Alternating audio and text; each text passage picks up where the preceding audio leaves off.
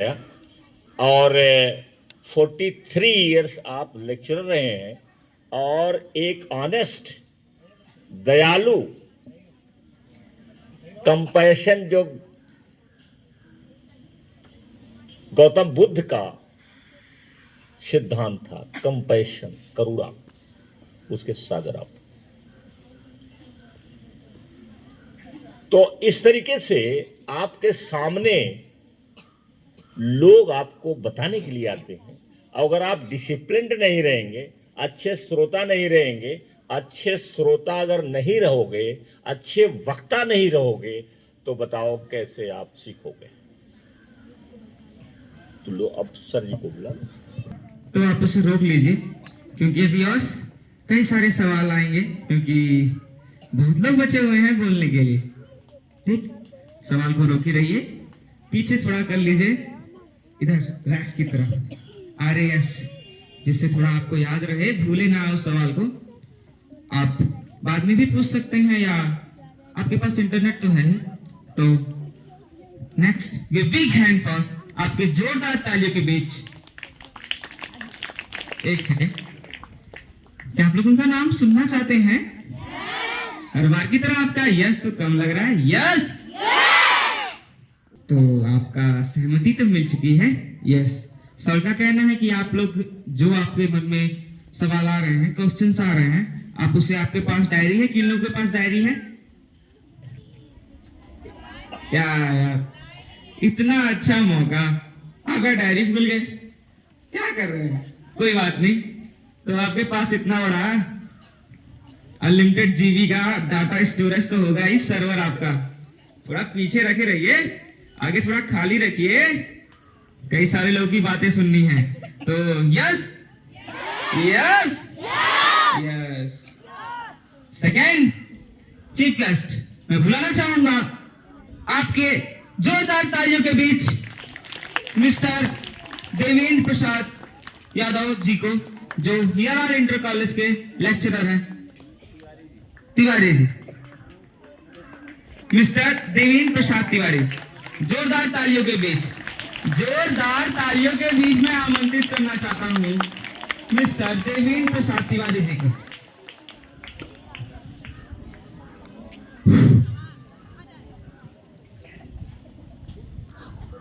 परम आदरणीय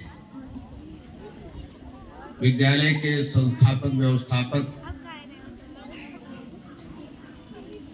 हमारे बीच में बैठे हुए यादव जी, दूर दराज से चल करके पहले अतिथि जो बोल चुके हैं, बहुत थोड़ा परिचय मेरा उनसे हुआ ऑफिस में, और उन्होंने 20 मिनट में बहुत कुछ दे दिया।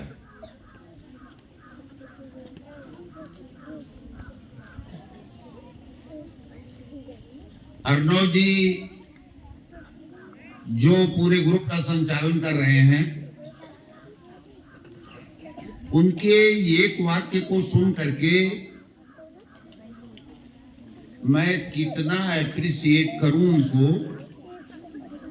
जो उन्होंने ये कहा कि हम लोगों के बीच में कुछ ऐसे लोग आए हैं।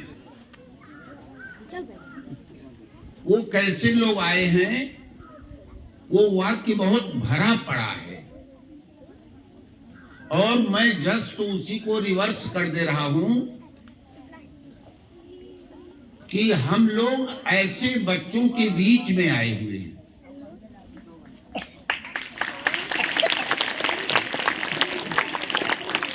जिनसे हमको कुछ सीखने को मिल रहा है।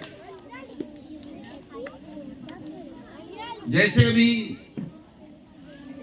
प्रबंधक जी ने बताया,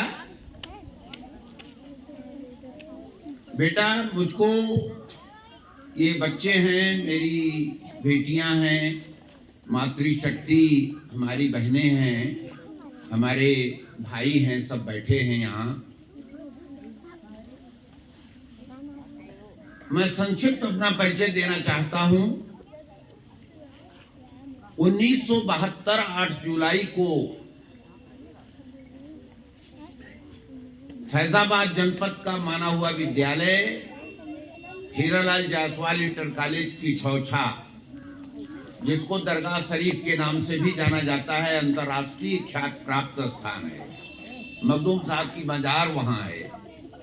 उस विद्यालय में मैं 8 जुलाई सन 72 को एज ए लेक्चरर का पद होता है, हिंदी में उसको कहते हैं प्रवक्ता।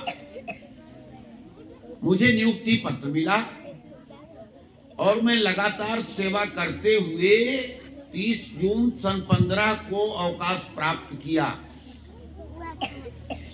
एक सत्र का लाभ लेकर के, क्योंकि मेरी जन्मतिथि बीच में पड़ती थी। और 43 वर्षों के अंदर कितने बच्चे निकले, वो बच्चे कभी जब मिलते हैं, मेरे पढ़ाए हुए बच्चे, वो भी सर्विस से, सरकारी सर्विस से रिटायर हो गए और मेरी उम्र 76 साल बीत गई। मैं 77वें में चल रहा हूं। आवाज नहीं। 25 सितंबर सन 49 को पैदा हुआ था और 25 सितंबर 25 को 76 साल पूरा हो गया। मैं बच्चों के बीच में जब कोई इनविटेशन मुझको मिलता है तो मैं गदगद हो जाता हूं। और बहुत लोग बड़ों के बीच में रहना चाहते हैं, मैं छोटों के बीच में रहना चाहता हूं। अभी बात आई, पहले वक्ता ने कहा कि इंग्लिश में हम बोले कि हिंदी में बोले। भैया मैं तो इंग्लिश का जानकार नहीं हूं, मैंने केवल इंटरमीडिएट तक इंग्लिश पढ़ी। और संजोग से मुझे इसी क्षेत्र के रहने वाले, वो अभी यादव जी से बात हो रही थी, वो करौनी के थे, ईश्वर शरण श्रीवास्तव, उन्होंने मुझको सन 67 में इंटरमीडिएट में पढ़ाया था। और एक वाकया मुझको याद है, उससे कुछ प्रेरणा मिलेगी आपको। इंटरमीडिएट में एक निबंध लिखने को आया कि डेफिनेशन ऑफ जेंटलमैन, जेंटलमैन को परिभाषित करो, जेंटलमैन किसे कहते हैं। तो उस समय अंग्रेजी में हमारी किताब चलती थी, जो अंग्रेजी की इंटरमीडिएट में, उसमें एक लेखक था कार्डिनल न्यूमैन। और मैं पढ़ाई के समय बस केवल पढ़ाई करता था, मुझको पूरा पाठ ही याद हो गया था। बस डेफिनेशन ऑफ जेंटलमैन पर जब निबंध आया तो मैंने वो पूरा उसमें हूबहू लाइन उतार दिया। और कॉपी जब दिखाई गई तो उन्होंने उसको काट करके 0 नंबर करके मुझको फेल कर दिया। कॉपी दिखाई गई तो मैं जब फेल था तो मैं रोने लगा। जो दूसरे प्रवक्ता थे इंदईपुर इंटर कॉलेज में, उनका नाम था बी हुसैन साहब। संयोग से वो स्वर्गवासी हो चुके हैं। और IS श्रीवास्तव तो अभी भी जिंदा हैं, लखनऊ में रहते हैं, उनके लड़के उड़के बाहर रहते हैं। तो बी हुसैन साहब ने मुझसे पूछा कि भाई तुम रो क्यों रहे हो। मैंने कहा सर मेरा निबंध था, वो निबंध को काट करके 0 कर दिया। तो गए, वो बोले श्रीवास्तव जी से कि क्यों भाई हमारे बच्चे को तुमने 0 क्यों कर दिया। उन्होंने कहा कि अरे वो नकल किया है। मैं बुलाया क्या, कहा कि तुम नकल किए हो। मैंने कहा सर नकल नहीं किया हूं। सावधान की मुद्रा में खड़ा हो गया। हमने कहा कि बताऊं क्या लिखा हूं। बस वो शुरू कर दिया। वो पहली लाइन को मुझको कुछ हल्की सी याद है कि a gentleman is one who never inflicts pain by her deed and actions to anyone. Gentleman वही कहा जाता है जो अपने क्रियाकलापों से किसी को कष्ट और दुख न पहुंचाए। और यहीं से मैंने शुरू कर दिया। और जैसे ही 8-10 लाइन में बोला, वैसे उन्होंने कहा बैठ जाओ बेटा। और 6 नंबर का निबंध था, 6 नंबर दे करके मुझको पास कर दिया। ये एक उदाहरण मैं दे रहा हूं। यद्यप मैंने रट करके उसको लिखा था, समझ करके नहीं लिखा था, लेकिन बाद में जब मैं जैसे जैसे आगे बढ़ा तो मेरे अंदर ये प्रेरणा आई कि रटना नहीं है, इसको समझ करके लिखना है। तो फिर मैंने अपने में सुधार कर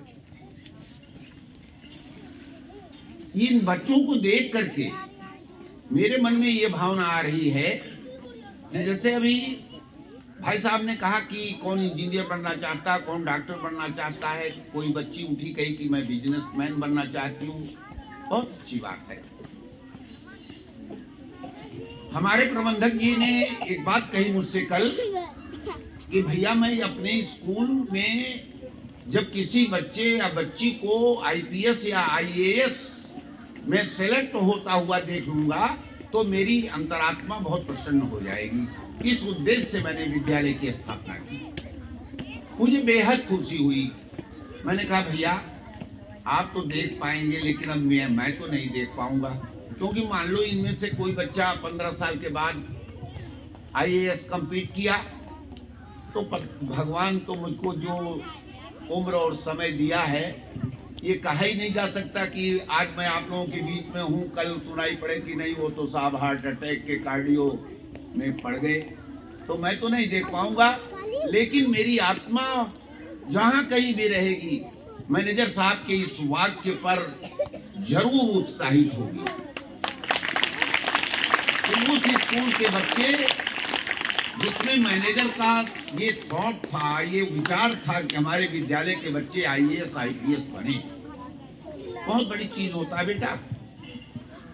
बच्चियां बिजनेसमैन होना कोई बहुत बड़ी चीज नहीं है, नेता बन जाना कोई बहुत बड़ी चीज नहीं है, लेकिन आईएएस आईपीएस बनना बड़ी चीज है। और मैं ये चाहता हूं ऐसा शैक्षिक माहौल वातावरण पा करके हमारी बहनें, हमारे भाई लोग प्लस प्रबंधाधिकरण के सदस्य और मैनेजर साहब खुद जब इतना वातावरण अच्छा दिए हैं तो मैं तो कहता हूं कि इसमें से कम 1/4 संख्या जो है आईएएस और आईपीएस मिल जाएगा। और प्रबंधक जी के साथ साथ अगर भगवान ने मुझे आयु दिया और 10 साल की आयु दिया तो मैं 10 साल के अंदर ये घोषित कर रहा हूं कि इनमें से हो सकता है कि कोई लड़का सुनाई पड़े और मैं उसको शाबाशी देने के लिए विद्यालय में आऊं। बड़ा अच्छा माहौल है, बहुत अच्छा वातावरण है। हमारे भाई लोग और हमारी बहनें एक कतई बच्चों को शिक्षा देने में पैसा आड़े हाथ नहीं आना चाहिए कि हमको मिल क्या रहा है। आपको जो भी मिल रहा है उससे आप निर्माता बनने जा रहे हैं, आप निर्माण कर रहे हैं। और ऐसे विनम्र और कच्ची मिट्टी के समान ये बच्चे आपको मिले हैं जिनको जो आप बनाना चाहेंगे वो बन जाएंगे। जैसे कुम्भकार निर्माण करता है गीली मिट्टी को, तो चाहे वो दिया बना दे, चाहे कुल्हड़ बना दे। इस पर एक उदाहरण मुझको याद आया कि कुम्भकार बना रहा था,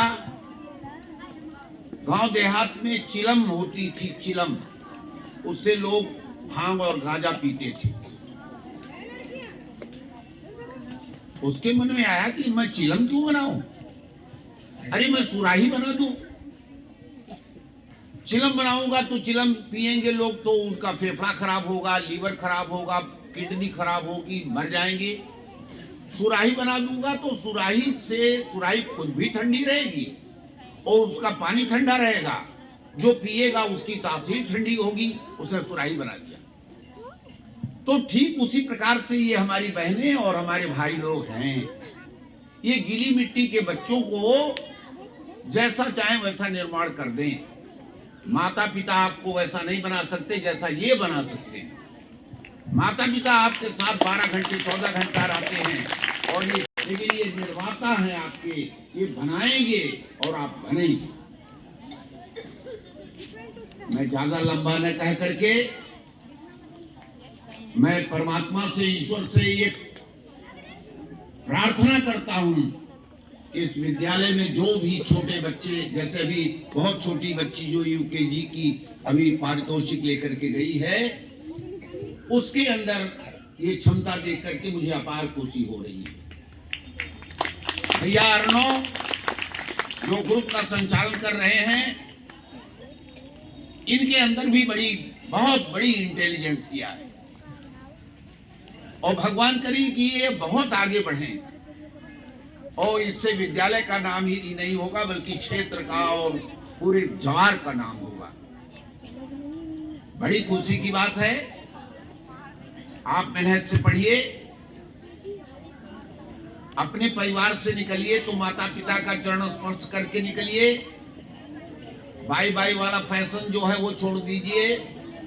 मोबाइल का इस्तेमाल केवल रचनात्मक रूप में हो। मोबाइल देखने की चीज नहीं है, मोबाइल एंजॉय की चीज नहीं है। मोबाइल का उपयोग कंस्ट्रक्शन में होना चाहिए, रचनात्मक होना चाहिए, लेकिन उसी को आप पलट देंगे तो डिस्ट्रक्शन में चला जाएगा। बस इन्हीं शब्दों के साथ मैं सारे बच्चों के उज्जवल भविष्य की कामना करता हुआ मैं ये चाहूंगा कि हमारे विद्यालय के प्रबंधक की इच्छाओं की पूर्ति हो और आज के ये बच्चे कल को यही एपीजे अब्दुल कलाम बन सकते हैं।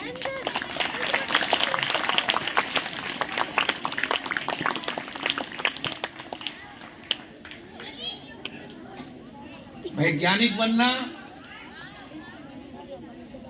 इंजीनियर बनना, साइंटिस्ट बनना, साइंटिस्ट और वैज्ञानिक एक ही चीज है। अभी जगदीश चंद्र बसु की जयंती मनाई गई थी जय बजरंग इंटर कॉलेज में। मुझसे एक कह दिया गया कि भाई बसु के ऊपर कुछ आपको कहिए। मुझे एक छोटी सी घटना याद आई थी, उसी को सुना करके मैं अपनी वाणी को विराम दे रहा हूं। शिकागो में एक वैज्ञानिक सम्मेलन हुआ, उसमें सारे विश्व के लोग बुलाए गए थे और पहले से उस देश वालों ने कह दिया कि भारत का जो आएगा उसे ह्यूमिलिएट किया जाएगा, वो उसकी हंसी उड़ाई जाएगी। जगदीश चंद्र बसु ने अपने निबंध में लिखा था कि वनस्पतियों में भी जान होती है। ये हमारे जो पेड़ पौधे हैं ये सब इसमें जीवन है। उनको बुलाया गया कि सिद्ध कीजिए आप ये जीवधारी हैं। पोटेशियम साइनाइड सबसे बड़ा जहर है। वनस्पतियां लगाई गई गमले की और पोटेशियम साइनाइड दिया गया, उसको डिजॉल्व करके उन्होंने इंजेक्शन में भरा और वनस्पति के अंदर लगाया और वनस्पति जैसे की तैसे रह गई। अब लोग हंसने लगे क्योंकि उनका काम ही था हंसी उड़ाना। बस बसु जी ने क्या किया कि उसमें से एक चुटकी पोटेशियम साइनाइड उठा करके अपनी जुबान पर रख दिया। अब वो लोग कहे कि गया गया गया गया, मरा मरा मर गया। जगदीश चंद्र बसु ने कहा कि मैं नहीं मरूंगा, इसलिए कि पोटेशियम साइनाइड है ही नहीं है, ये जहर असली है नहीं। चेयरमैन को बुलाया गया और उनसे कहा गया कि सर असली पोटेशियम साइनाइड मंगाइए। और जब असली वाला आया उसको डिजॉल्व करके इंजेक्ट करके जैसे वनस्पति में इंजेक्ट किया, वैसे पहले ऊपर से उसकी एक पत्ती, फिर दूसरी पत्ती, फिर बीच में जो भाग उसका अंकुरण हो रहा था वो मुरझा करके गिर गए और सिद्ध कर दिया कि वनस्पतियों में भी वैसे ही जान होती है जैसे हमारे आपके अंदर होती है। इससे आप प्रेरणा लीजिए। यानी जगदीश चंद्र बसु, सर सीवी रमन, होम्यू भाभा, जिसके पर ट्रॉम्बे में एटॉमिक एनर्जी का केंद्र बनाया गया है, तो आप सब कुछ बन सकते हैं, इससे आगे जा सकते हैं और हमारे देश, क्षेत्र और इस संस्था का नाम पूरे विश्व में कर सकते हैं। साथ मैं अपनी वाणी को विराम देता हूं और आप सभी लोगों के उज्जवल भविष्य की कामना करता हूं। बहुत बहुत धन्यवाद।